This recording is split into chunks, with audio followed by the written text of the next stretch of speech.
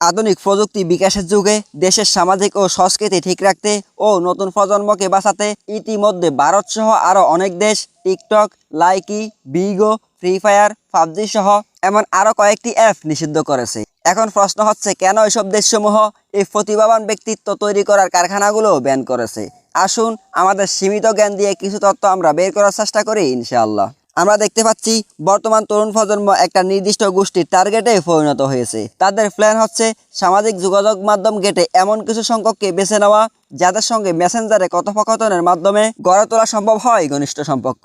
এরপর টিকটক, লাইকির মতো video sharing প্ল্যাটফর্মে দেখানো হয় তারকা বানানোর প্রলোভন। আর এই ফাঁদে সহজে পা দেন কিশোরী ও তরুণীরা। তখন শুটিংয়ের নামে কিশোরীদের ডেকে নিয়ে করা হয় ধর্ষণ, এবং কিশোরদের ক্ষেত্রে তাদের টাকা পয়সা ও মোবাইল ছিনতাই এবং অনৈতিক ভিডিও ও ছবি ধারণ করে সংরক্ষণ করে রেখে শেষ ধাপে সেই ভিডিও বা ছবি ইন্টারনেটে ছড়ানোর ভয় দেখিয়ে আদায় করা হয় মোটা অঙ্কের অর্থ। এমন অসংখ্য ঘটনা বর্তমান সময়ে ঘটে চলছে। টিকটক, লাইকি ও অন্যান্য অনলাইন প্ল্যাটফর্ম ব্যবহার করে পরিচিত হওয়া কিছু তরুণ সম্প্রতি একটি চক্রের 2 সদস্যকে গ্রেপ্তারের পর বেরিয়ে আসে এমন নানা তথ্য। তাদের ফোনে পাওয়া যায় অর্ধশত কিশোরী তরুণীর আপত্তিকর ছবি ও ভিডিও, যারা সবাই এ চক্রের শিকার বলে ধারণা করা হচ্ছে। আইন শৃঙ্খলা বাহিনীর কর্মকর্তারা জানান, কিশোরী ও তরুণীদের বড় একটা অংশ এখন সামাজিক যোগাযোগ মাধ্যমের নানা প্ল্যাটফর্মে সক্রিয়। তাদের অনেকেই রাতারাতি তারকা বা সেলিব্রিটি খ্যাতি পেতে চায়। এই সুযোগটাই কাজে লাগায় প্রতারকরা। তারা টিকটক, লাইকিতে অ্যাকাউন্ট খুলে নিজেদেরকে প্রযোজক বা ভিডিও নির্মাতা বলে দাবি করে। এতে করে অনেকে তাদের মাধ্যমে ভিডিও বা নাটক বানাতে বা মডেল হতে আগ্রহী হয়। এর মধ্যে কয়েকজনকে বেছে নিয়ে শুরু হয় নতুন মিশন।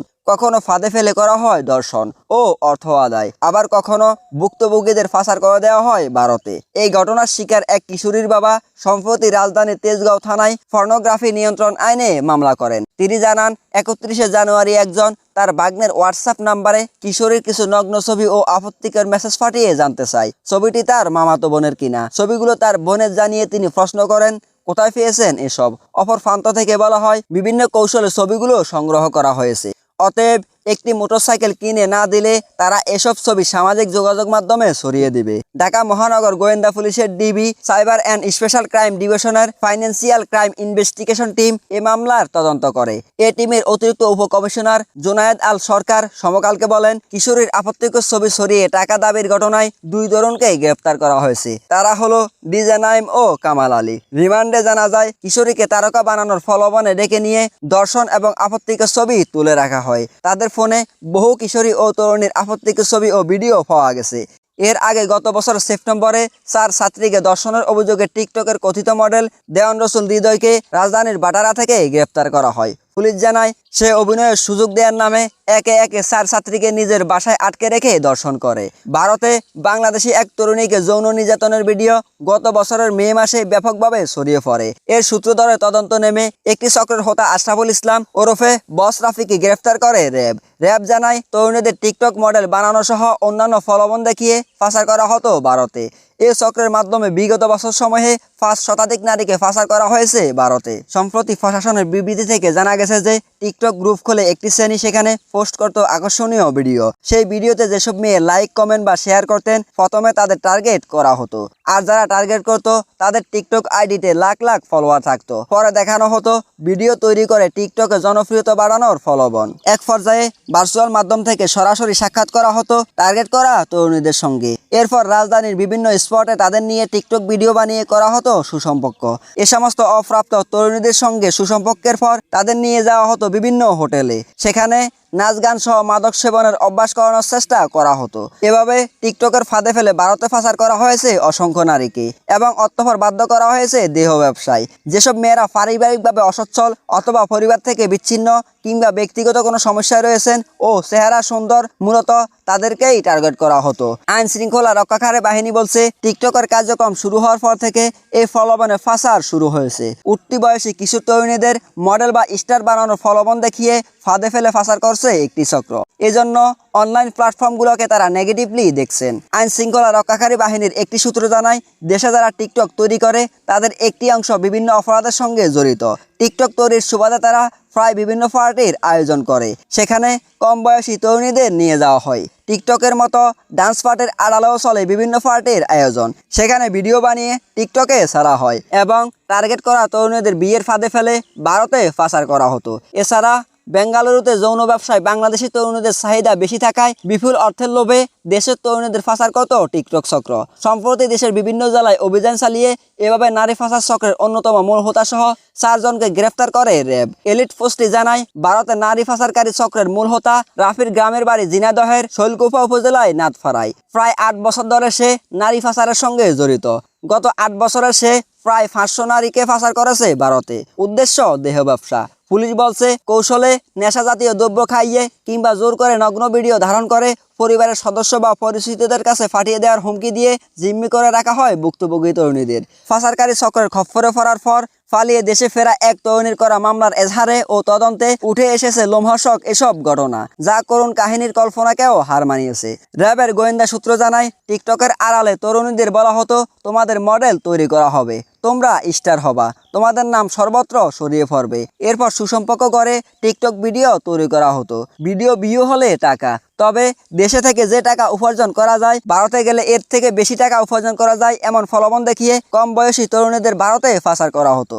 মধ্যবিত্ত ও নিম্ন মধ্যবিত্ত পরিবারের এবং চেহারা সুন্দর মেয়েদের তারা টার্গেট করত। এই ধরনের মেয়েদের সহজে টার্গেটে পরিণত করতে পারত চক্রটি। এছাড়া তরুণীদের ভারতে পাচারের আগে উশৃঙ্খল চলাফেরা ও মাদকাসক্ত করা হতো।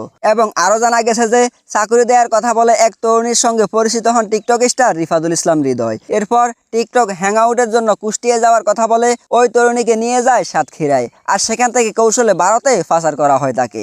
ভারতের বেঙ্গালুরুতে নিয়ে ওই তরুণীকে হোটেল ও মাসাজ পার্লারে যৌনকর্মী হিসাবে কাজ করতে বাধ্য করা হয়। টিকটক হৃদয়ের ফাঁদে পড়ে ভারতে পাচার হওয়ার পর 77 দিনের এক ভয়ঙ্কর দুঃস্বপ্নের সময় পার করে গত মে মাসে কৌশলে পালিয়ে দেশে ফিরে আসেন ওই তরুণী।